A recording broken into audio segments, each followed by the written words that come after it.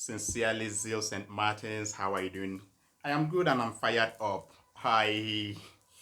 Tonight I want us to talk about this thing you hear persons ask you after maybe a wonderful worship experience, maybe on a Sunday, weekday, whatever.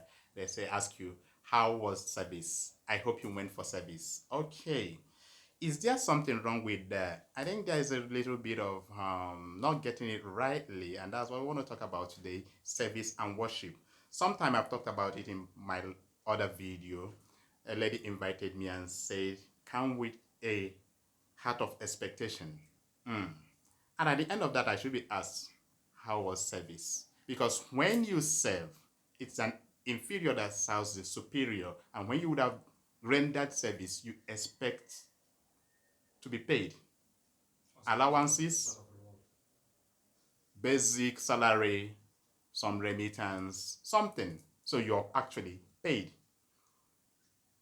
But, you could ask that of pastors. Like, how was service to the pastor? You could ask that of some choristers and instrumentalists who are actually being paid for their services. You might even be asking that of some ushers and all other persons who, cameramen and all of those guys who are actually paid for their services. Yeah.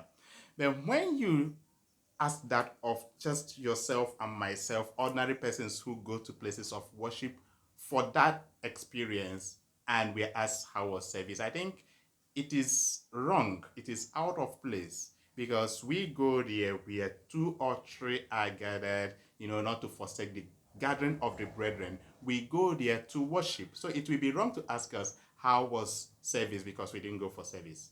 We go to worship out of a heart of gratitude. We go with an emptiness. We don't go with expectation. We go to say thank you for everything, for giving us life in spite of the myriads of challenges we may be having, the conflicts we may be experiencing in our private lives.